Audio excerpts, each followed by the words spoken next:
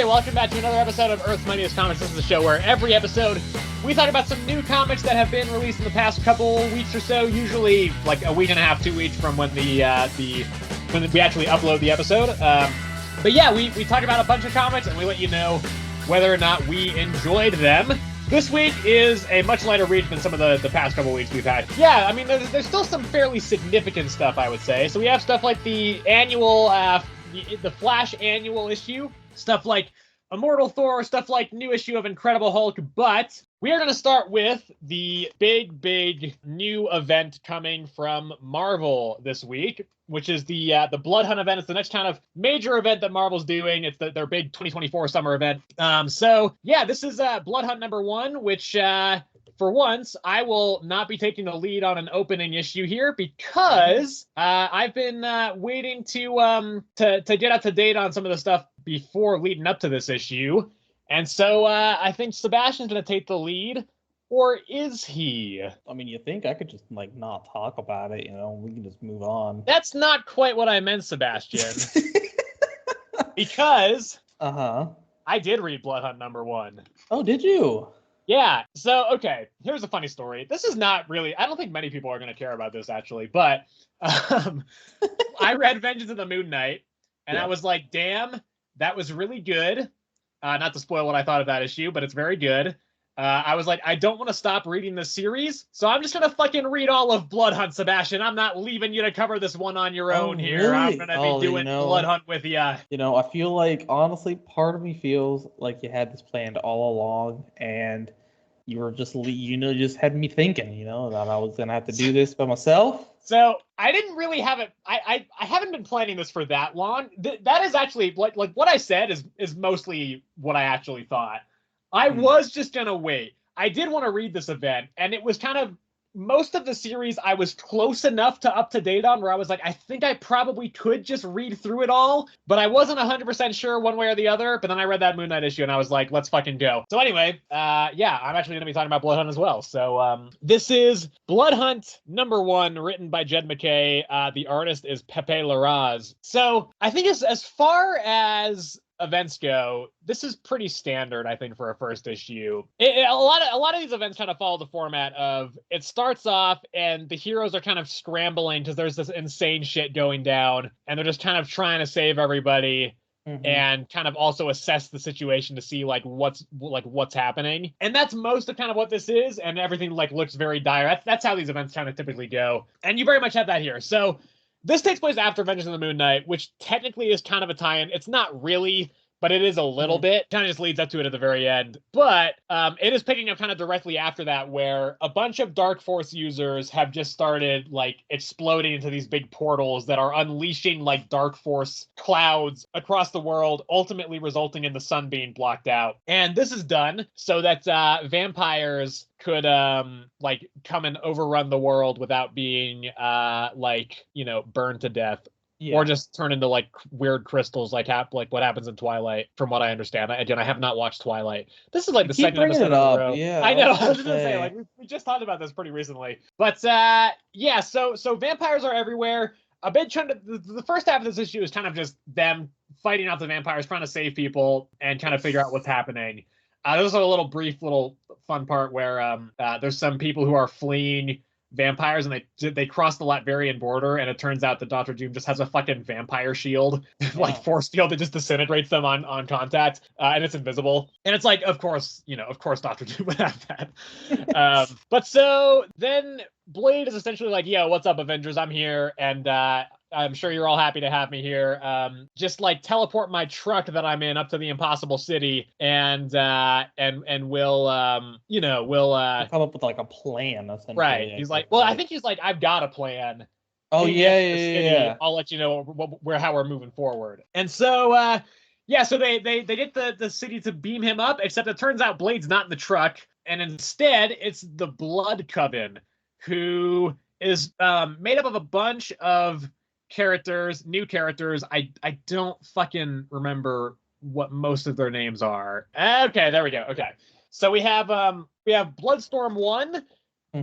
We have Cruel. We have Damascene. We have Megrim, and we have Smoke Eater, and also Unusual. So yeah, there's a bunch of them, and they're like enhanced vampires. We kind of briefly they briefly mentioned that that the vampires, these are like super vampires where they've had like blood of superhumans in them to kind of enhance their abilities. So yeah, so they have a big fight with the Avengers. The Avengers get their asses fucking handed to them. Everybody gets fucking put down essentially, but T'Challa is able to teleport Sam Wilson, Captain America, out of the city. Which I guess they wanted to keep him out because the vampires wanted him as like their symbol instead of like the people's symbol.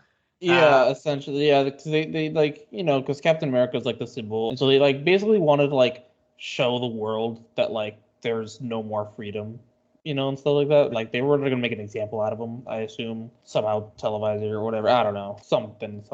Yeah, but so I don't really know. Some of the Avengers get vampirized. I don't. It's kind of like right. T'Challa does for sure. I mean, I know he does simply because of like the covers later on, but like just based off this issue, it kind of just seems like he just got fucking hand through the chest, I thought you saw him get bit. No. Okay. He's like, right, because he's like, he tells this Impossible City to teleport Sam, and then he just charges in. And then you just see the fucking hand goes like, bam. To see Thor fucking spike through the head. Yeah. This is something. He can't be turned though, so he's probably fine. Yeah. Yeah. I don't know. He says he can't die, but. By the way, did you read the Red Band edition or the standard? No, I unfortunately only the standard. I really wanted the Red Band. I know, I did too, but I couldn't find it. Yeah. Yeah. What else? Who else? Tony. His suit gets like ripped apart or something, right? Yeah, because Cruel, because Cruel's like essentially like, I want to say just like living barbed wire. That kind of looks like it, yeah. Yeah, and so like it like infiltrates his suit and just like completely wraps around him, so he's just like basically in excruciating pain the entire time. Carol, I don't know. I think she just got fucked up. Carol and Wanda both. I mean, Vision gets kind of stabbed as well, but Carol and Wanda just kind of that kind of happens off screen, and they're just kind of on the floor by the end of it. Yeah. And then so Strange and Clea are over in the Sanctum Sanctorum, and they're trying to cast the spell that will kill all vampires, but they need the Darkhold to do it. And as we know from Contest of Chaos, Wanda like fucking ate the Darkhold, and so Blade shows up. And he's like, "Huh, interesting. You'd really cast a spell to kill all vampires, huh?" And then he stabs Strange through the chest, and he's like, "Hey, I'm actually the leader of the Blood Coven. This is all my doing." So yeah, interesting. It also puts into question earlier in the issue. He sends Miles off to do something as well. Yes, which we kind of assume is just like saving people or putting stuff into play to stop the vampires. But now it's like, well, is it also to kind of take over the vampires? Or the other thing is potentially, because this is so out of character for Blade. This is like a fucking wild change for his character. Well, obviously, yeah. Yeah, and especially like having read the finale of the Blade series last week. It's like, this is so inconsistent with what was going on over there. So it is also possible that the writer wants us to think that he sent Miles off to do something that is actually for the Blood Coven. But in reality, he might have been like, hey, shit's about to go down. I trust you. Because he has worked with him recently in Miles' series, I think. So it might be a situation of him being like, hey, I trust you to go do this. Him being kind of like, I guess, like a weird triple agent or something. Gotcha. Yeah. So we'll kind of see. I think I am reserving judgment on what Blade is doing here because it does seem just so wildly out of character that I'm like, if this is legit, it's a very strange turn, and I'm not sure if it'll very strange. I mean, yeah, because like I've read a little bit of the Blade series, so I'm like, I know his character, and I'm just like, I thought, my assumptions, right?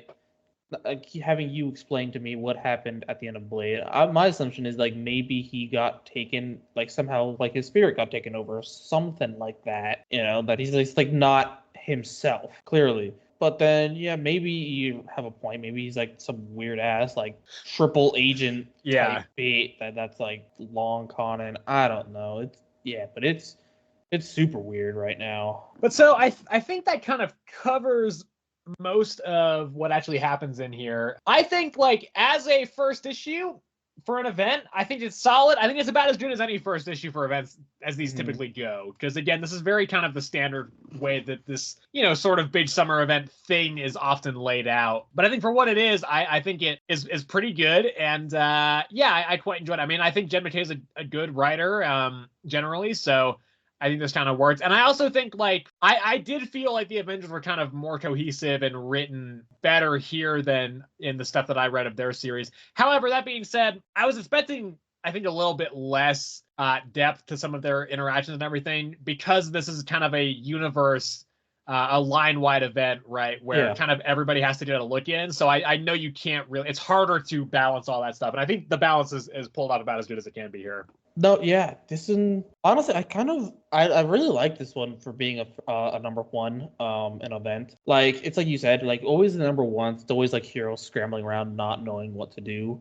And I mean, the most recent like big event that I kind of like that has like kind of the same feel to this one was the Null one. I forgot what that one was called. Oh, King in Black. I thought you meant Night Terrors. King in Black. I was like, how did you forget Night Terrors? No, not Night Terrors. It was King in Black, where I remember reading the first issue, and it was just literally just everybody scrambling, not knowing what to do. And that felt very similar to this one. It was, Avengers on Earth at first, just kind of just like wiping out vampires, just like being like, we have no idea what's going on. Like, this is just vampires fucking everywhere. Mm-hmm. We need a plan. And Blade comes in, and the plan goes to shit, stuff like that, whatever.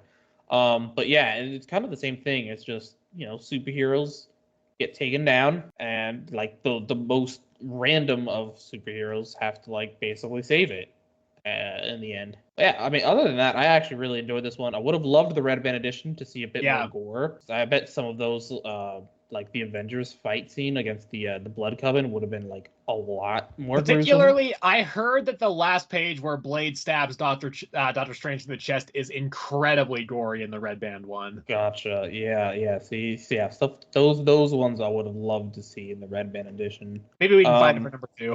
Yeah, maybe. But yeah, I mean, I still think this one was really solid actually, and I really enjoyed reading this one. So yeah, I gave it an 8. I gave it an 8 as well. Okay, well, I suppose we may as well just go and do the other Blood Hunt thing now. Next Blood Hunt one. Okay, well, that would be Vengeance of the Moon Knight number 5. So this is also written by Jed McKay. The artist is Alessandro Capuccio. So, okay. I guess I'll ask you first and kind of how you take the lead on this one. How does this play as someone who has not read the rest of the series other than the issue number 1 of the first volume of this run? All right, yeah. I mean, compared to, I'm going to compare this a little bit since it's the same event. I'm going to compare it a little bit not compare it, but like I don't have as much to say about this one as compared to Blood Hunt number 1. But I mean, I enjoyed it for the most part for what it was. This one was basically just it was just 8-Ball talking to a therapist. Yep, Dr. Sturman. Yep. Yeah, and then it was that Moon Knight? That was okay. It was Hunter's Moon and Tigra versus the new Moon Knight, the Shroud. Okay. So you would have met Hunter's Moon like right at the end of that first issue of the last volume. I actually specifically remember when I made you read that, you mentioned him and was like, he seems really cool. I want to know more about him. So that's who that is. Gotcha. Yeah. Okay. Okay. So I thought he was the new Moon Knight, and then the other guy was. No, the one that Tigra's fighting is the new Moon Knight. Yeah, that's okay. That's so the one Shroud. That turned into the Black Portal. Yeah, the one who turned into the Black Portal is into the Dark Force portal is the new Moon Knight. Yeah. Okay, so. But Hunter's Moon is another fist of Khonshu, so he is closer to legitimate Moon Knight than the Shroud is. Oh, so the Shroud is not a fist of Khonshu. No, the Shroud just took the costume and was like, I'm gonna fucking take on this name myself. Okay, so that's what Tiger was talking about in this issue. Then. Yeah. Gotcha. Okay. See, I thought, the other guy was the new Moon Knight. I thought Hunter's Moon was the new Moon Knight. Right. And they were taking down some sort of fake Moon Knight that he wanted to be kind of like 8-Ball. Like, 8-Ball was. Yeah. Because that was a big thing about the therapist thing in this issue, was that 8-Ball like talking about wanting to be a good guy. Yeah. Basically. And have that redemption arc, yeah. Yeah, like kind of like how Mark did with Moon Knight. And so I thought that's kind of what that's what Shroud also wanted to do, but like Tiger was like, you're doing it the wrong way because you're like dragging his name through the mud by doing that. Right, yeah, this is where some of the context probably would have helped. Yeah, so Shroud, what she's saying is essentially Shroud wants to, so because Shroud kind of went off the deep end. I don't know like anything about the Shroud, but just from content from this issue, Shroud kind of went off the deep end in previous stuff, and so like everybody hated the Shroud, and so Shroud saw Mark as kind of very much similar to him, where when Mark was this like incredibly violent, just insane vigilante who was just like fucking killing people rampantly and like just absolutely torturing everybody. Shroud was like, okay, this guy's very much similar to I am. And he had his redemption arc, right? Everybody loves Moon Knight now, you know? Everybody loves Mark and loves Moon Knight. So he was like, well, I'll just take on Moon Knight's name. I'll do a new Moon Knight suit. I will just become the new Moon Knight, and then everybody will love me. But what Tigra is saying is, you're not doing the work to actually get to that point like Mark did, because Shroud is just kind of doing the same shit. In previous issues, he's been just like absolutely torturing and murdering everybody. So Tigra's saying like, you're not actually like making people love you as the new Moon Knight. You are just now damaging Mark's reputation that he managed to build up back to a good point, and you're just making everybody think of Moon Knight the way they used to think of him. Is essentially what she's saying. Yeah. Okay. Yeah. Because that's another thing that 8-Ball was saying. Like every villain was afraid of Moon Knight. Yeah. Like they thought he was like the top shit because I don't remember why the exact reason he said. But, he was a lunatic that was just going around absolutely fucking destroying everybody. Yeah. He even straight up says, like, other than the Punisher, Moon Knight was the person we were most afraid of. But even then, the Punisher would only just kill you. Like, he'd just shoot you and you'd be done. Like, Moon Knight would fucking destroy you. Yeah. And so basically, the rest of it was essentially just Tigra and Hunter's Moon, I guess, versus the Shroud, which, I mean, it wasn't really a fight scene. They just, like, kind of talked him down. Yeah. Or at least Tigra did. Hunter's Moon kind of just stood there with his like ready to fucking wallop the man. Yeah. Tiger basically talked him down, and then that's when he was about to he basically got talked down. He was just gonna like leave with them, and then he exploded. I guess exploded is kind of the right word. His like powers went out of control. Yeah. And darkness, energy, covered sky, boom, blood hunt starts. Yeah. Officially. But yeah. Honestly, I'm gonna be real. I don't know why. I just kept thinking of Tigra as like, I just kept getting so confused. I'm so like Tigra and Cheetah with Wonder Woman. I was like, okay, this is not DC. Yeah. I don't like. I keep being like, okay, where's like this? I was trying to think of like where I've seen Tigra before. Yeah. And I was like, oh, I know, Wonder Woman. I'm like, wait, she's DC, this is Marvel. I was like, Tigra's definitely been in other stuff. She's like a C-list character, I'd say, but she's around. And I'm a big Tigra fan. I think she's a really fun... But I was just like trying like is Tigra's a villain, right? No, she's been a hero for a while, yeah. Really? Pretty much her entire she's been a hero pretty much the entire time she's been around. See, there's the thing. That's where I'm getting her and Cheetah confused, because I was like, I swear she's a villain, and I thought she was like a villain to the like. See, again, I'm about to say Justice League. But that's DC. I'm getting so lost right now.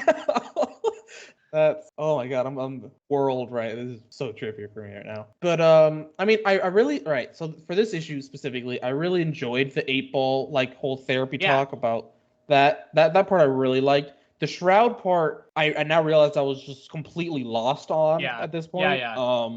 But I mean, it wasn't bad by any means either. The Shroud stuff works much better in context, I will say. Yeah, I bet it does. Exactly. Yeah. But like I said, it's not like terrible. It's not bad by any means. I definitely did like the 8-Ball part a lot more. But I mean, overall, this isn't a bad issue in my opinion. But I mean, I definitely could see how being in context could help tremendously with this issue. So I mean, my rating right now would honestly be like a 7, considering I only liked about half the issue really. But I'd give it a 7. Yeah, so for me, this is, I think, what works so well, because last issue I remember very vividly kind of meeting the Moon Knight reveal with just confusion, and I was a little bit underwhelmed because again I was like, the Shroud, really? That is a weird choice. But I also remember saying that while I think as a reveal it was a little bit underwhelming, I did also kind of like it because he's such a weird, obscure character that so few people kind of know about, that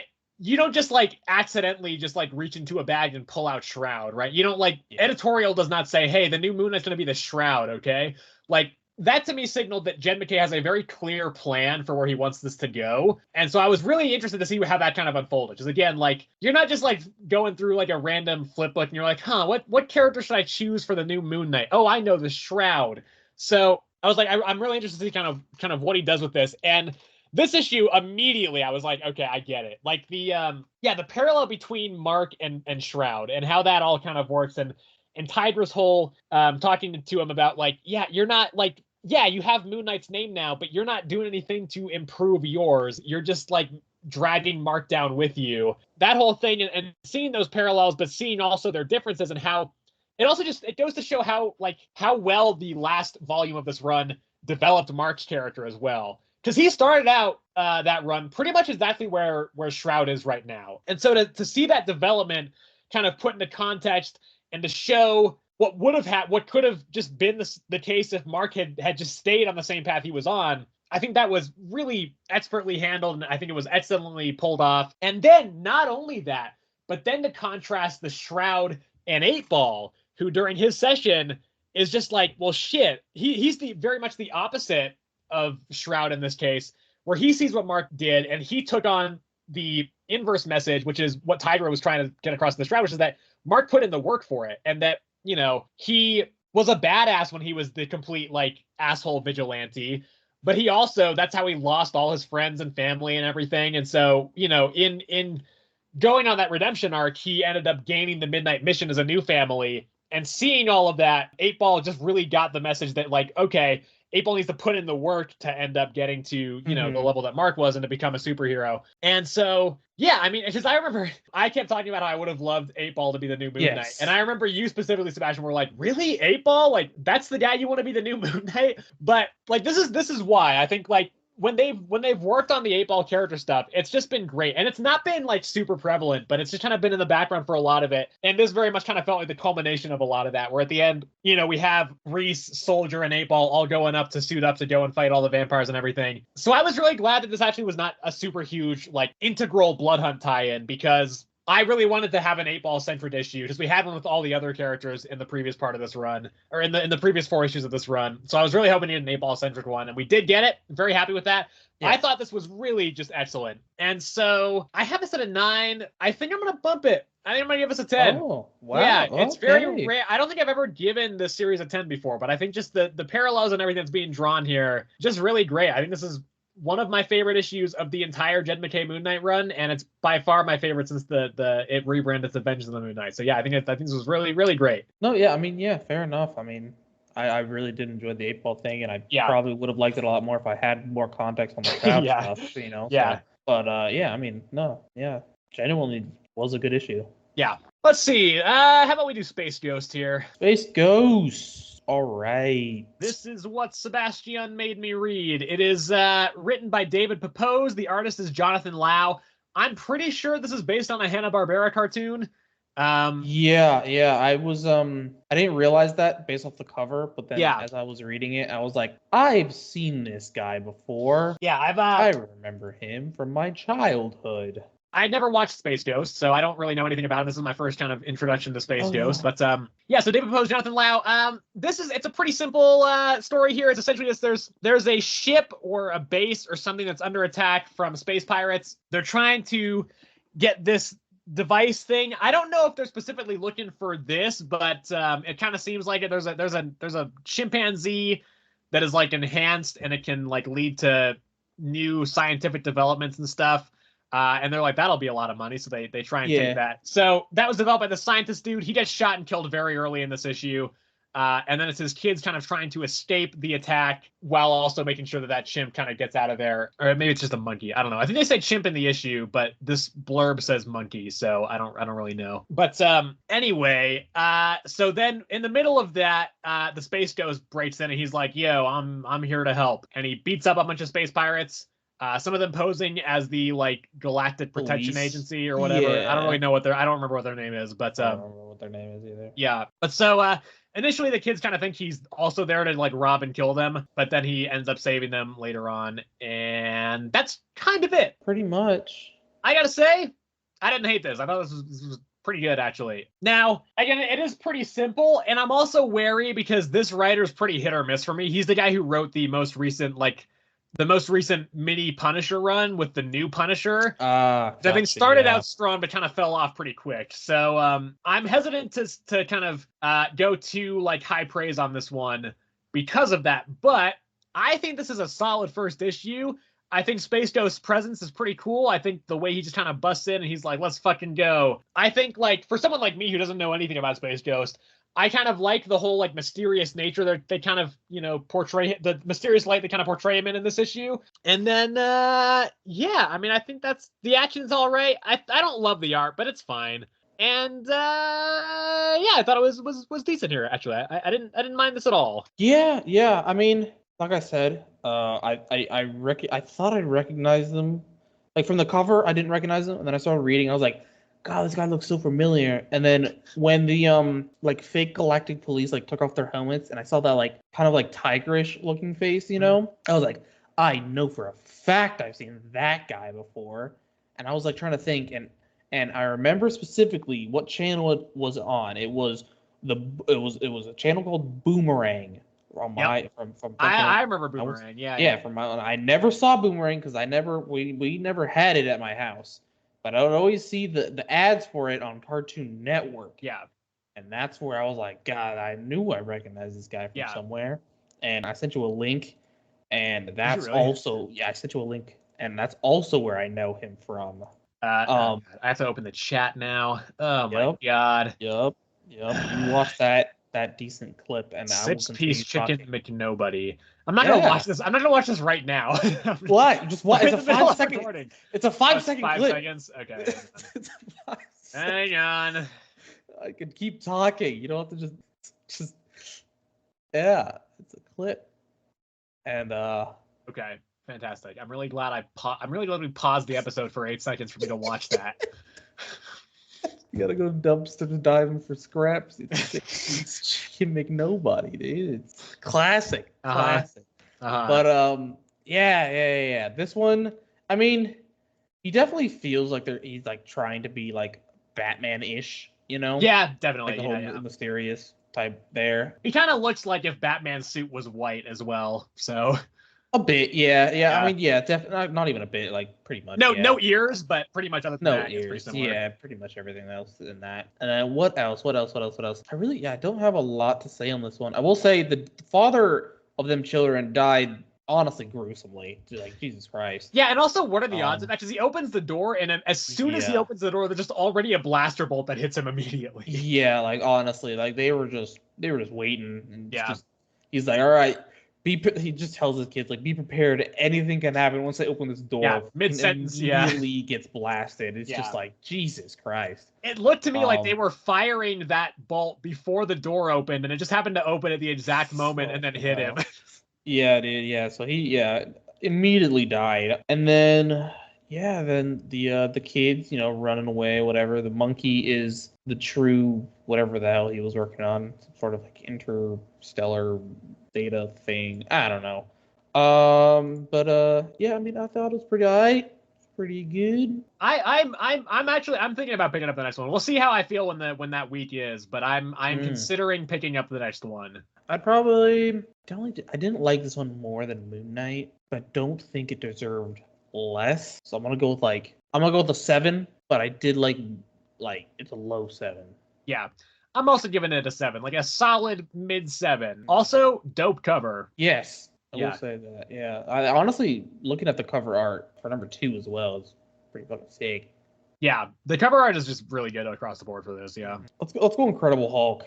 Okay, so this is Incredible Hulk number 12 here. Written by Philip Kennedy Johnson, and the artist is Nick Klein. Thank God Nick Klein is back on the art. And immediately this issue is much better than the previous arc. Oh my God. Yeah, so I don't think, I want to be clear, I don't think this is incredible, but it is a very good, solid issue. And yeah, Nick Klein's art definitely does help. So essentially, this issue, it follows Hulk as he goes and breaks into Strange Academy. He's looking for Doctor Strange, but he's not there. So he ends up going to talk to Brother Voodoo instead, Jericho Drum. And so they essentially they talk a little bit, and because he's trying to save Charlie from the doll that Frozen Charlotte put her in. So they talk a little bit. There's a really gruesome scene where we see Hulk transform back into Bruce. I'm pretty sure this is the first time that Nick Klein has drawn that transformation back. We've seen it in other things, but I think it was a different artist on those ones. So that was pretty cool. And then so that they're talking, and essentially Brother Voodoo is saying, yeah, we can get Charlie out, but her physical body is gone. So the only kind of way to do that is to go into what is called the Soul Cage, which is essentially where demons and, devils, all these, spirits and everything, they get trapped there when they cannot be destroyed after being exorcised.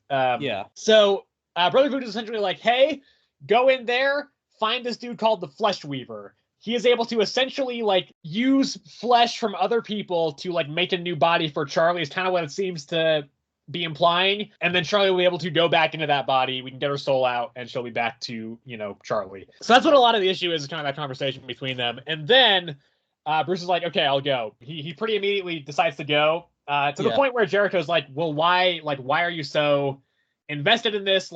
Who is this person to you? And he's essentially like, well, she's not really anybody, but she's very similar to me, the Hulk. And I think he kind of recognizes himself in her quite a bit. Kind of the lonely, wandering spirit. And so he's like, I just feel like I have to help. And George was like, all right, good enough for me. And then he sends Bruce into the Soul Cage, and immediately Bruce falls off a cliff and then gets caught by the Hulk. And Hulk's like, I've got you now, fucker. And that's where the issue ends. So again, I don't think this issue is necessarily amazing. However, it is good, I think, just generally. And I think the art helps a lot with that. The reason why I am so optimistic with this is because of those last few pages where Bruce goes into the Soul Cage and is confronted with the Hulk. Because that conflict between Bruce and the Hulk has been building for most of this run. And so it's been going up to this kind of inevitable huge conflict. And it looks like we're going to get that next issue. They're right next to each other now. They are in each other's face. And that, for me, is what I'm excited about with this issue, with this arc, because that conversation will be finally moving a big character moment forward. It may not have to do with Eldest or the Mother of Horrors or all that stuff, whatever, that's fine. But it is still pushing a plot thread from the beginning of the series further forward.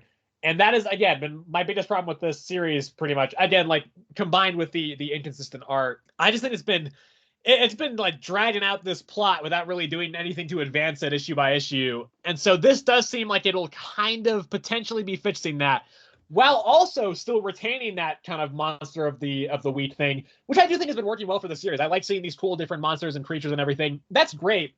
I just also would like some main story progression, and this seems like it'll be doing both between the Flesh Weaver and this Hulk Bruce confrontation. So I'm really looking forward to this going forward. Again, as an issue itself, I don't think it's necessarily amazing, but I do think where it's going is very promising. Gotcha. Yeah. I mean, yeah. So story-wise, kind of. I mean, it was all right. It was definitely. I mean, comparatively, I think it was just better than all of Frozen Charlotte. That's fucking awful. But yeah. For me, what got me here was honestly Nick Klein back with the art. It was just so good. Just the transformations, the gruesome transformations that we had fell in love with when this series started, are just finally back in all their glory. And it was just so we had total 2 or 3 animations in this one issue, which was just every single time just absolutely gruesome. It was, the first one was when Brother Voodoo first confronted the Hulk and he turned him back into Banner. Mm-hmm. And then again towards the end when Brother Voodoo sent Banner into the Soul Cage, we saw Bruce turn back into the Hulk, which I mean definitely surprised Voodoo, because it seemed like that wasn't supposed to happen. Yeah. So it seems like Hulk may be both in the Soul Cage and in the real world at the same time. Yeah, exactly. Because Brother Voodoo was like, "I sent you into the Soul Cage," Yeah. and he said, "I don't remember what Hulk said exactly. Actually, He's like, really? I'm still here. Fuck yeah, off. that's right. Yeah. He's just Something like, like that. Yeah. did you really though? Yeah. But yeah. Just for me, what got me in this one was purely the art. It's just so good. Yeah, but story wise, I mean, I liked the whole spiel about Charlie. It definitely made it seem like Bruce definitely cared about, obviously Bruce cares about people and stuff like that. Right. He's just afraid to hurt them. Yeah. But for Charlie, he just he's just trusted her and accepted her enough to be I don't think Hulk would ever actually hurt her. Yeah. Well, that's the thing. So, I think this is the first time that Hulk / Bruce and Charlie, their partnership has felt kind of authentic and genuine. I think this is the first time it's happened. At least since the first issue, but maybe just period. Yeah. Because I mean, every other time it's always been Bruce hasn't really been fond of Charlie per se. Well, I don't think it was that. He was just stay away from me. I'm the Hulk. You cannot be here. Yeah. Exactly. I mean, yeah. But yeah, this one, he inadvertently caused Charlie to be trapped in here. Yeah. So yeah, I guess he definitely feels responsible for her. Yeah, right. In some sense. But I mean, I don't know. Yeah, this was just dude, the art's just so good. I can't iterate that enough. But yeah, I would have given this a 7, honestly, normally, but 8 in my book. So that's how I felt when I initially rated this, because I also have it at an 8 right now. For me, I was like, okay, I think I would give this a 7, but for me, the ending was very strong, and the art, I was like, it's good to have Nick Klein back, so I'll push it to an 8. I think I'm gonna retract that though. I think I'm gonna just have it at a 7. I liked it, and I do think it's going in a good direction. But at its own issue, as its own issue, I think the setup is interesting, but I don't think on its own merits, I don't think this issue is amazing. So yeah, I'm gonna give it a 7. Okay. I'm gonna move along here, and I'm gonna have us do Superman House of Brainiac special here now. So this has a couple different creators on it. So this is the House of Brainiac special, Superman House of Brainiac special, whatever you want to call it. This is essentially the as it says on the cover, the 2.5 part of House of Brainiac. I will say though, it doesn't really feel like a House of Brainiac issue. If anything, this actually feels like it's doing more for Absolute Power than it is for House of Brainiac. Yeah, honestly, yeah. Yeah. But so we've got 3 different chapters in this series. 2 of them are written by Joshua Williamson. The other is written by Mark Russell. And then we have Edwin Galmon on the art for the first part, and just for the first part.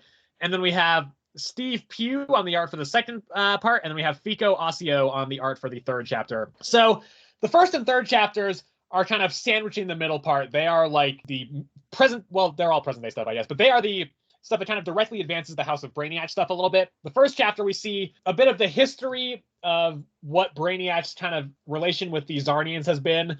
So he went down there. There were kind of 2 factions of Zarnians. One of them was very peaceful. The other was a very, violent, war-driven society. And so the peaceful side was like, we got to get rid of these fucking warmongers over here. So they reached out to Brainiac. They were like, hey, come down to our planet. We will, because Brainiac's whole deal is he wants to go and collect cities. So essentially he wants the knowledge of everything. He wants to know everything. He wants the knowledge of all these races. So he goes and he goes to all the planets that he can. And he scoops up one city for himself, and then he destroys the rest of the planet so that nobody else can have that information. Yep. So the Zarnians, the peaceful Zarnians are like, okay, take the warmongering Zarnians, take them in that city, just leave us alone, and we can have our deal here. You can get the knowledge of immortality, because Zarnians are immortal, apparently, and we can be rid of these warmongering Zarnians. So Brainiac's like, okay, cool, thanks for the Zarnian city. I'm just going to destroy the planet now. But then he didn't end up doing that. Yeah, no. He was kind of fascinated by their motivation to keep fighting and trying to keep survive, even though they know that the planet is doomed and they're all going to die. So he just kind of let them live, eventually going back to kill them ultimately later, but they just were gone by that point, and it was a desolate wasteland there. So the third part is we cut back to Brainiac, and he's keeping an eye on Amanda Waller. And this is where we get a lot of big stuff about that'll kind of lead into absolute power here. So they make some reference to stuff that happened in Crisis, in Dark Crisis on Infinite Earths, which was the event that kind of led into Dawn of DC. So it was before we started kind of reading this stuff. Yeah. But in that, there was a group called the Council of Light, or the Light Council, something like that. And Waller has been wondering who they are ever since. And it turns out she's kind of been working, all the stuff she's been doing, all the kind of moves she's been making have kind of been at the request of the Council of Light. But in the meantime, she kind of, I mean, she still wants these goals, their goals line up, but she's been kind of making the moves that they want her to make so that she can also further her own goals. And so she's kind of eventually like, just tell me who you are. I need to know who you are if I'm going to keep doing anything. And turns out it's a bunch of Brainiacs. Yeah. So I think it's just the Brainiac with his council of Brainiacs. Right, exactly. Yeah. And so Waller's like, I'm going to keep trying to take out all the heroes, but I'm doing it for me and not for you. And then Brainiac's like, this is a problem, but I kind of knew this was going to happen. Yep. And I was like, well, why is it a problem, though? Because she's probably just going to keep doing the same stuff. So I don't really understand what changed here. But then, fuck, I completely forgot how this ended. Oh, yeah. So then the Brainiacs go back and they're like making a robot or something to kill everybody. Right. So when I saw that robot, the first thing I thought of was, I mean, you told me Failsafe was going to be in House of Brainiac. It's not Failsafe. I think it's an Amazo robot. You think it's amazing? Okay. Yeah. Well, I don't know. We'll see. Yeah, because Failsafe's already on Earth, so I don't know why Brainiac would be making a second Failsafe. Well, right. Well, I don't know. I thought it was just like a better body or something. I don't know. I mean, I think it's because I think Brainiac's typically the Amazo person anyway. I think so. So I could be wrong on that, but I think it is an Amazo. Anyway, the middle part is the longest of the three parts, and it is essentially the it's about Perry White, the former kind of head of the Daily Planet, going and running for mayor alongside, not alongside, but in opposition to this other person. I think his name is like Garen something. I think it is Garen. Yeah, it's Garen Blake is what his name is. I was right about a name. And so, yeah, I think this was my favorite part of the issue, actually, despite it really having nothing to do with House of Brainiac. No. But it's set immediately after the invasion of Metropolis that happened from Brainiac, and essentially has led Perry White's opponent to be just so he's like, fucking make all the aliens leave Earth and just send them all back. So, and then you also have like Bibbo Babowski, who I fucking love. He's like my favorite supporting Superman character. The owner of the bar and also like the head of the Perry White campaign. His bar serves as the headquarters for Perry's campaign. Yes. But I think it was it's a really well written issue, like a little chapter of the story there. It's got a lot of very, timely commentary relating to like immigration and refuge and political asylum and everything like that, which I thought was very well handled. I just think it had a nice little, hopeful message of kind of coming together and unity and all that stuff. And I just think it was a really solid little mid story there. So as far as the like sandwiching, like actual kind of more relevant House of Brainiac stuff, I think that was all fine. I don't think it was bad. And I do think the reveals about like the Council of Light and everything and that lead up to what's going on for Absolute Power in a couple months, I think that's all interesting. But for me, it was really that middle story that actually like sold the issue for me, which is again interesting because it had very little to do with House of Brainiac at all. So yeah. No, yeah, I mean I 100% agree with you. I think so I'll talk about this in parts as well. So the first part being basically like the biggest House of Brainiac one, like you said, just being the background story of what exactly happened on Sarnia, which I mean I thought was fine. I guess we got a bit more into like how Brainiac really thinks, I guess, in that one, with him saying like when he was like first like essentially gonna blow up Zarnia, like he stated that like he's done this like multiple times, like take over planets, whatever like that, and like destroy them. And he's like never really looked down at what he's been doing. He just like lets his robots handle it. But he like for some reason for this one he felt like it obligated to like stay and like actually witness it. Mm-hmm. And that's when he saw like the father try to protect his family from robots or whatever and stuff like that. So that's what he made him rethink what he was doing and like kind of just like leave them there, like not blow them up. Ultimately he like just like trying to go back and it was just a death of the wasteland, whatever. But yeah, for me also it was the second story that like I really enjoyed. Just the whole kind of like hidden-ish message in there being like like yes, my opponent wants to essentially like get rid of all the aliens, but like what these aliens have done for this like essentially city, this community is just beyond anything any of us can ever do. Like, and he wants to get rid of that. Like, what would we be without them, essentially? And, and then there's the whole scene with the alien child at the rally as well. And I guess you could say she gets attacked by the Garen Blake supporters. Yeah. And Bibbo is actually the one that like fights them off, being like she's just a child. And the part that I genuinely like was the end when one of the Garen Blake supporters, the one that are against aliens, walks into the bar where Perry and Bibbo are, and it's like basically like I was at the rally, and even I thought like that wasn't okay. That was too much, and that I felt like that was a good strong thing. I really liked it. I don't know. I really liked that whole story. And then, we get to essentially what is absolute power, which, whole reveal of the Brainiac being the Council of Light, whatever. Yeah. Yeah, I don't know. That's pretty much all it was. Besides that, nothing else happened. Yeah. So, I don't know. I gave this... Oh, man, this is a tough one for me. I'd give this, honestly, probably... I'm going to... Tough. This is a tough one. I want to give it like a 7.5. I'll give it an 8. Yeah. I'm giving it an 8 as well. I think it was just a very strong little middle story, despite not really being that important for House of Brainiac overall, probably. Mm-hmm. Yeah. No. I mean, realistically, no, it really wasn't. Definitely was a 2.5. Just quick little just add on. Right. Don't really need to read it. But anyway, moving right along, let's talk about Immortal Thor.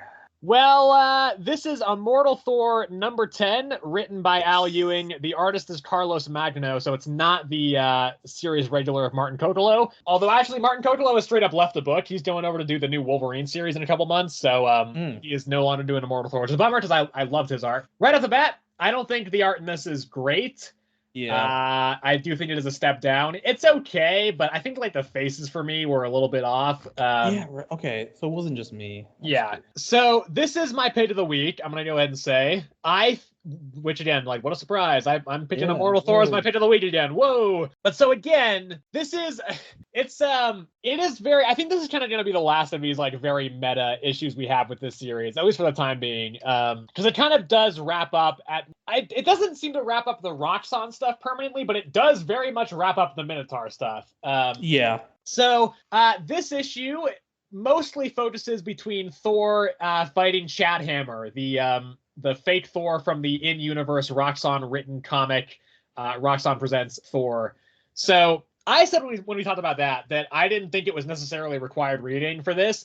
I'm going to walk that back. You should absolutely read that before you read this, I think. Yeah, I mean, you would get a lot more of what is happening. I don't think it's strictly necessary, but I think it is helpful to know like what Chad Hammer's deal is, I think, coming into this. So that fight again, I think it's interesting. So a lot of it, there's a point where when Chad pops out, Thor gets like weakened by magic, and he starts being only able to think in cliches. So you get the classic like, well, that just happened. He at one point is like, he's behind me, isn't he? A lot of that stuff that is very played out, and actually, I think it is a very. I think this almost got the balance wrong, actually, because that has been so played out that even making fun of that cliche has in and of itself kind of become a cliche. So I think this was very close to getting the balance wrong on that. But I think where it does succeed is the fact that there is actual legitimate good content here as well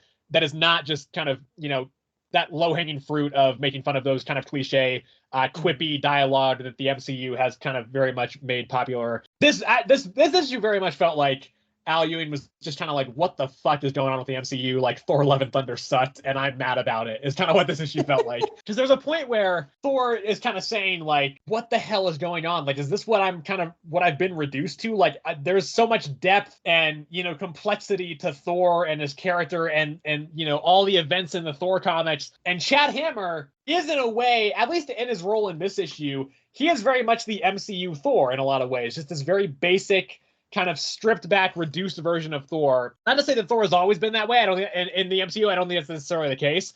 But I think at least recently, he's become just very much this caricature and kind of blank slate and not really I think he's lost a lot of the depth that was present even back in like Endgame. Even I think he had a lot more depth than he kind of does now. So this did kind of feel like he's just like I just gotta fucking rip the MCU a new one here. And I think actually it is very impressive because that could have come across as a little bit pretentious. I think where it almost should have felt like Al Ewing being like, look at how deep my Thor is versus the MCU Thor.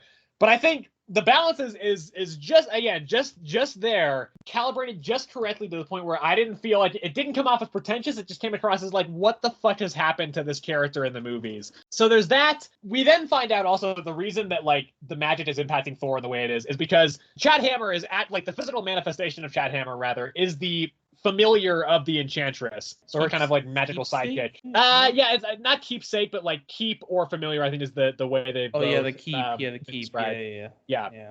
So that the magic is what's making Thor kind of have these issues, and then she was able to give it the physical form of Chad Hammer through the Roxxon comic and everything. So there's that, and then Scourge just fucking kills the Minotaur, which really took me off guard, and I didn't realize that he actually died initially. And then we cut back to that office, and he's just laying dead in the corner, and I was like, oh my god. Yeah. Which is I think that's incredible, especially because like the Minotaur has been a huge part of Thor comics for like the last 10 years. And he's also been a thread that's been woven through a lot of Al Ewing's other stuff. He's a big player in Immortal Hulk as well. And so just to see him here and have that story continue through and then just ended here and in such kind of like a casual, like blase, just like bam, he's down. I kind of fucking love that. I thought that was really, really great. I think like the matter of factness and the just suddenness of it, I think it kind of adds to it. It's not this big dramatic, death. He's just like, bam, he's just gone. He's dead, yeah. Yeah. And then we have the other thing where Thor fucking kills Chad Hammer as well, seemingly. Seemingly, yeah. He doesn't think that he will. It's not an intentional kill. But he just like he fucking beats him to death because he's like, well, this is the Enchantress's keep. It's the Enchantress's familiar. Yep. So what'll happen is I will beat Chad Hammer, and then it will revert back to its original form, and you'll see that it's not actually Thor. It's this mystical being. But then Enchantress did some weird magic to it to essentially make it permanently Chad Hammer. I think is kind of what happened. I think that's how she explained it. Yeah. Yeah, and so Thor just fucking destroys him, leaves him in a fucking crater, and just kills him. And he's just standing there like any moment now, like he's gonna get back up. And it's like, nope, he's not. And so now, like, also the Enchantress is seemingly going to like make a move to be president of Roxxon. That's probably gonna be on the back burner for a little bit, but I think that'll come back eventually. And now Thor, everybody thinks that Thor killed another Thor, and they don't really know which one is the real one. So now Thor's in trouble as well. And that's kind of where it ends. But then I mean, Roxxon also, or at least Roxxon security at this point. Right, yeah, because they think Thor killed the Minotaur as well. Minotaur as well, yeah, because Scourge used Thor's newest weapon, the axe, axe of Tormod, yeah.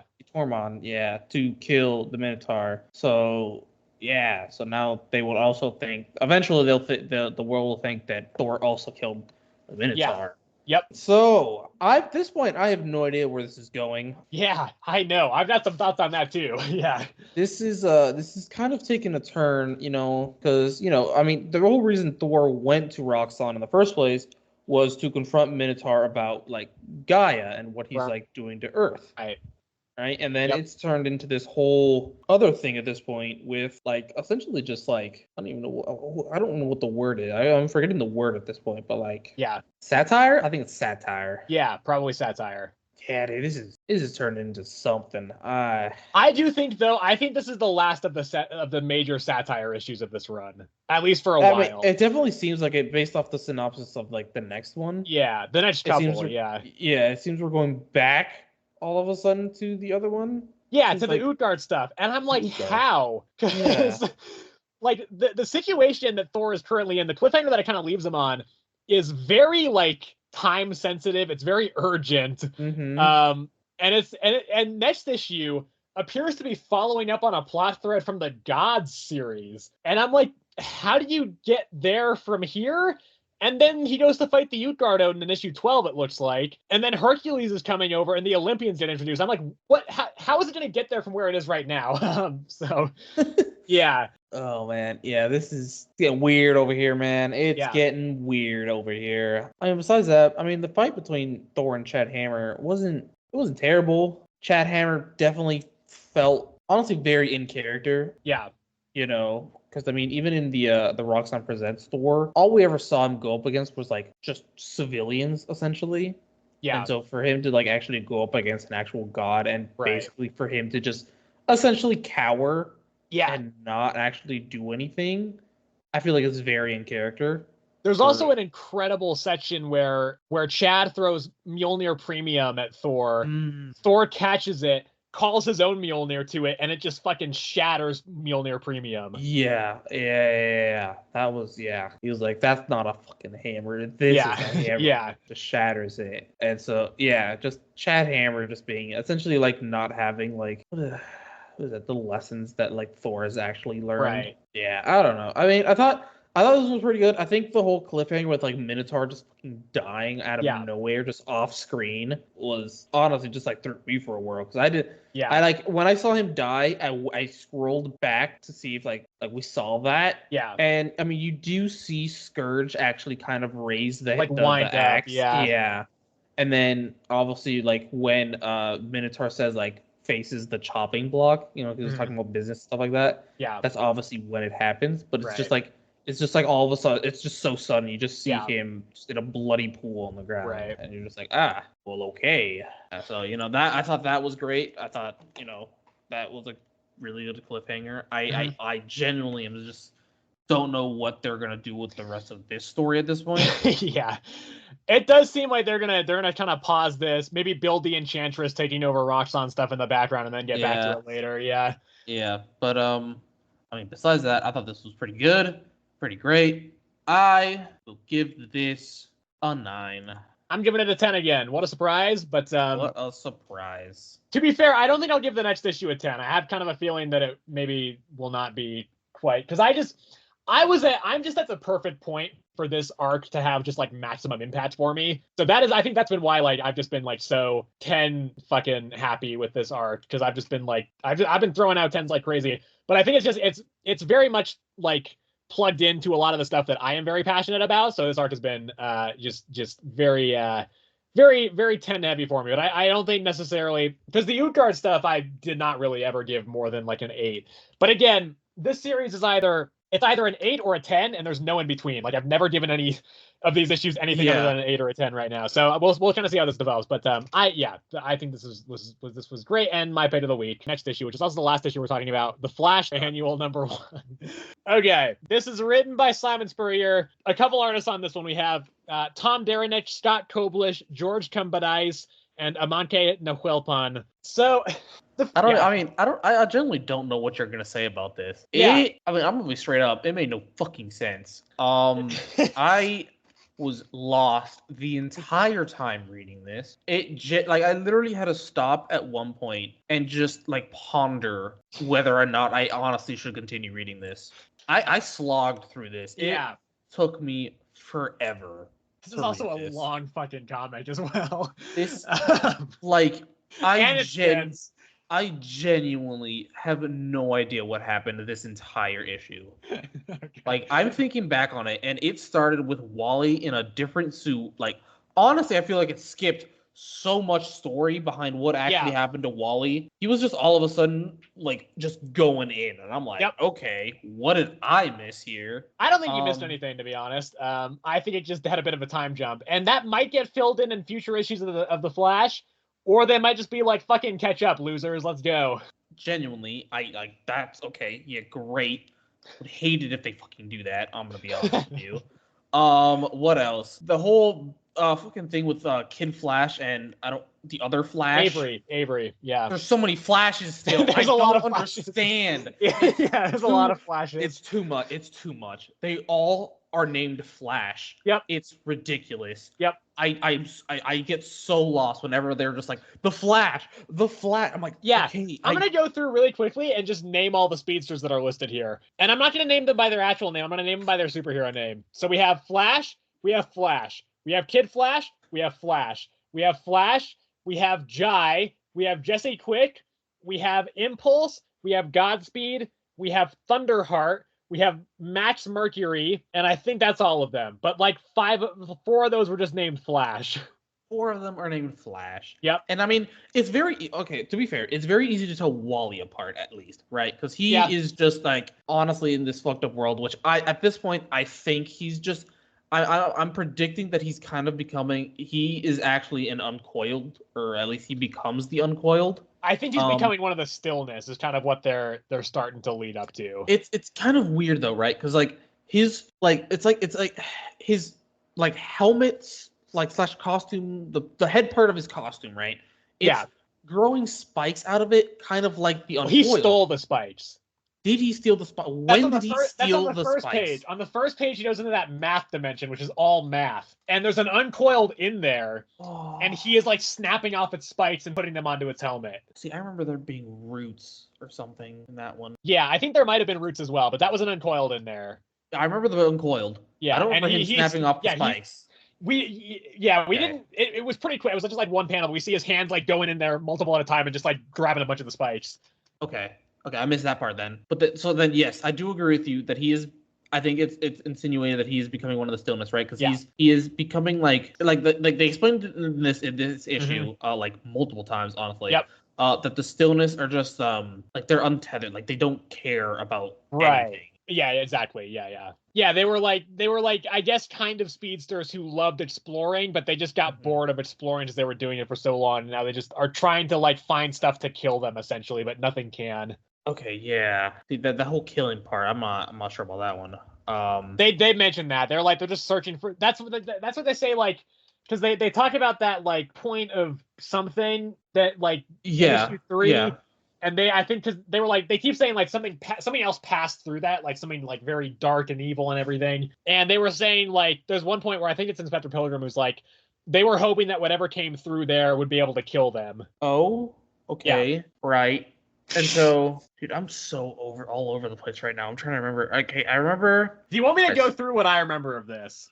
Yeah, you go for it. Okay. I remember a lot of stuff. I just don't remember the order it happened. Well, that's the thing. For me, I was trying to kind of take my time on this, like really kind of try and understand it. And I felt like I was doing a pretty good job for like the first half. Then I got to the second half and I realized I had 15 minutes till we were supposed to start recording. And I was like, shit, I got to rush through this. And that was also the point, at the halfway point, where suddenly there's just a brain that's a supercomputer as well. And Jai and Mr. Terrific are trying to talk to it. And I was like, that's where I just lost my mind. I was like, okay, I don't know what the fuck's happening anymore. But the brain was actually Gorilla Grodd. Yes, kind of. Yeah, it's like a channel for Gorilla Grodd who's kind of in between dimensions, it seems.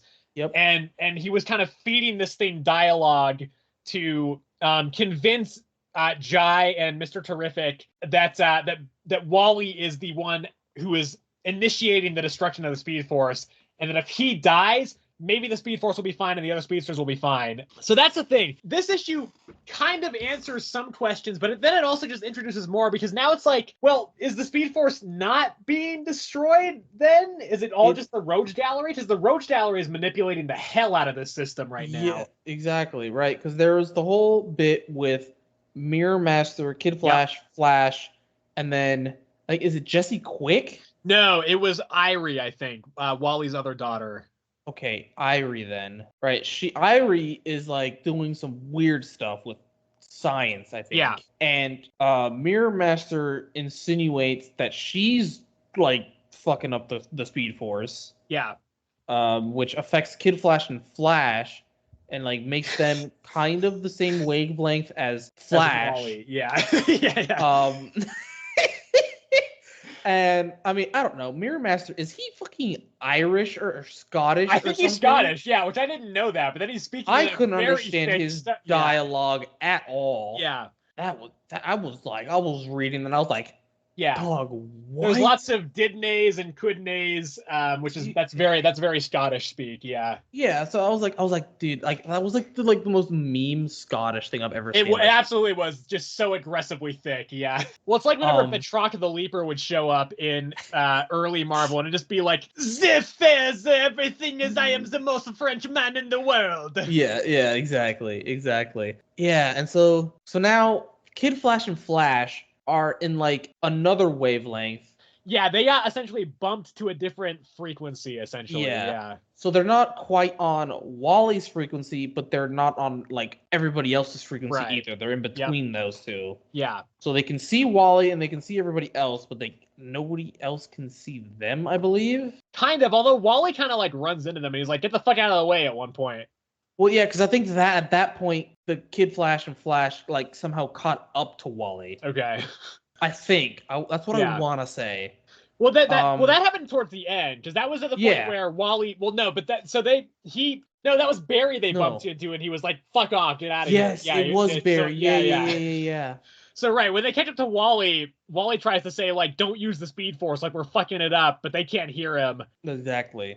Yeah, and so that's what makes me think like maybe the Speed Force is not breaking down, because in that point the Folding Man's there. And he's like, I needed Wally to see that the Speed Force is causing destruction. So you brought the Speed Force and I made the destruction. So is the Speed Force being destroyed? Because then Wally talks to the Stillness in this. And they seem to imply that the Speed Force is still being destroyed, but they don't say whether or not it's Wally's fault. But yeah, Wally kind of goes to a bunch of different dimensions in this, which I thought was kind of cool. And he goes to like this like big rift in time and he sees all the blobs from the blob sphere, and it turns out they're just like drawn to emotions, and they are making emotions as well. And then he feels bad because he was destroying them. Here's the thing. Oh, also like Amanda Waller shows up at Linda's house, and she's like, "Hey, where's Wally? Tell me, or I'll fucking kill you." And she's like, "I don't know, and to be honest, I don't really care." About Wally. Yeah. So, which again has kind of been building up to since the beginning of the run, because at the very first issue, Grodd or one of the gorillas was like, "I'm so sorry for the divorce, Wally." And he's like, "What do you mean?" So that's building up to that, I guess. So I don't know. There's probably more to talk about in this issue. I just can't remember fucking any of it. Well, okay. That's the other big thing is that Kid Flash and Flash, they go and end up over by Inspector Pilgrim. And then he also ends up capturing them as well. And God, I made a point to try to remember. I did the same thing. I think it's the Linear Bureau or something. I think it was something like that. Yeah. He says it. So here's the thing. This is confusing as fuck. I barely kind of could wrap my head around it, and I had to rush through the last half of it, so that probably did not help. But I kind of liked this, man. It was weird and dense and hard to understand, but I kind of liked it. This brought back the high concept sci-fi stuff that I was interested in. I think it's very interesting. Again, weird, confusing, but I kind of liked it. I gotta say, I thought this was not bad, actually. Okay. Listen, I still don't. Honestly, I think this has been my least favorite Flash. I'm not gonna lie. Really? This might be my favorite of the run so far. I genuinely think this might be. I'm trying to remember some of the other ones. I think some of those earlier ones one of the ones in the first ones where the art was absolutely atrocious. I liked that art. You just thought it was too Play-Doh-y. I genuinely hated that art. Yeah. This one, I mean, it changed artists. Yeah, a couple times, and it's a pretty drastic switch too. Yes, they're very drastic switches. I mean, when they would switch, I'd be like, oh my god, damn, that switched. Yeah. And I kind of attuned it a bit to when Kid Flash and Flash would kind of change wavelengths, because that was kind of to me that was kind of when it would happen, the art changes at least. So I was like, okay, that's kind of cool to implement it like that. Yeah. But Jesus Christ, the story made no genuinely, I still have no idea what happens. The one part, I think it was pretty early on in this issue where it was Wally, and I think it might have, I don't think it was that Math mentioned, but there was these dudes that were blocks that we're talking about? Those were the Math Dimension guys. That was the Math Dimension? Yep. Okay. I fucking hate, I genuinely, my head started hurting. They were multiplying it. I was just I really trying to part. Focus I that was really on cool. I was trying to focus on what they were saying, and I was just trying to read this. I was I oh my god, I couldn't. It made no sense. Genuinely none of this made sense to me. And I fucking hated it. Another part that when not Jai, god damn it, fucking Kid Flash and Flash were in their separate frequency, and they were above Jai and yep, and Mr. Terrific, Mr. Terrific talking to the brain. The brain, yep. And they saw Grodd in the mirror. Yeah, yep. Right, and he basically was just shh, to Kid Flash and Flash. Yeah, and I'm like, Oh, I thought he was just saying that as kind of like a joke to the brain. He's like, shh, ha, ha, ha. But No, that makes 'cause more I sense. think- No, that you're what you said makes much more sense. Yeah, Yeah, because he definitely saw Flash and Kid Flash because I think at that point they were on the same frequency, probably. Yeah, and so he was basically telling them to be like shush. I didn't like this. I did like it. I thought it was good. So like, listen, I'm gonna be honest. I think I'm gonna give this a 3. Okay, Yeah, I'm gonna give this at least an 8. it's just so skewed. It's Here's the thing. I had this at a 7 initially. Talking about it, I was like, man, this was weird and cool, and I kind of like it, so I'm gonna give it an 8. Now I'm like, do I want to give it a 9? No, like, I you're think not. I'm right. I kind of You're- want to. You're not.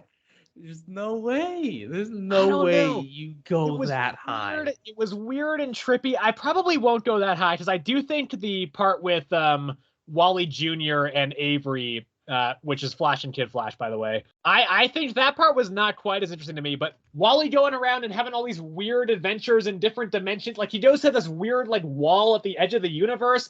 I don't know what the fuck that's about. I didn't understand a goddamn thing that happened there, but I thought it was cool. If The you weird- didn't understand, okay, if you didn't understand it, how did you think it was cool? I don't know, man. Like- I just dug it. I was like, this is weird and it's just weird shit that I don't understand, but I think it's cool. And I like the weird rift as well, where everything was black and white except for the fucking like blobs in Wally's suit. I was like, again, I don't really understand what's happening here, but I think it's cool. The math dimension, I was like, this is weird. I don't know why. It's like at first it was like the narration style was like as if it was like an old like epic medieval like kind of big epic story. I don't know what the fuck that was about. It doesn't apply to any of the rest of the issue, but I was like, let's fucking go. This is cool. So yeah, I'm gonna keep it at an 8, I think. Mostly because of the Wally Jr. and Avery stuff. Plus, I also don't love the way the Rogues Gallery are being implemented here. It's fine, but I don't love a lot of those characters. But I liked this. I'm gonna give it an 8. I think this was good. I liked it. That's all right. I mean, wow. This might be this might be the biggest gap between ratings that we've ever had, though. Yeah, I think so. I actually think so. Yeah, I'm sticking mine with a 3. Honestly, I could easily go lower, but I don't think I can. I don't know. No, that might be exaggerating it that I can go lower. I think 3 is good where it's at. I definitely can't go higher. Okay, well that'll wrap it up for this episode. Next episode will actually be it won't be our normal comic review roundup thing. We're probably going to be doing a little special episode, which will be probably going up pretty quick after this one, about the new Free Comic Book Day 2024 stuff that was just recently a thing. So there are very few of those to talk about, so that'll probably be that. Honestly, maybe like a 20-minute episode, but it will be that'll probably be the next thing that we put up, and then next week we'll be back with what is going to be probably our longest episode yet. I think there's a very real possibility that it hits 3 hours. So some of the stuff we'll be talking about there, a new series from Image from the creative team of Humberto Ramos and Scotty Young and Jorge Corona. Ain't No Grave #1. I'm really excited for that. I think it looks really cool, and I don't know much about it, but that's a great creative team.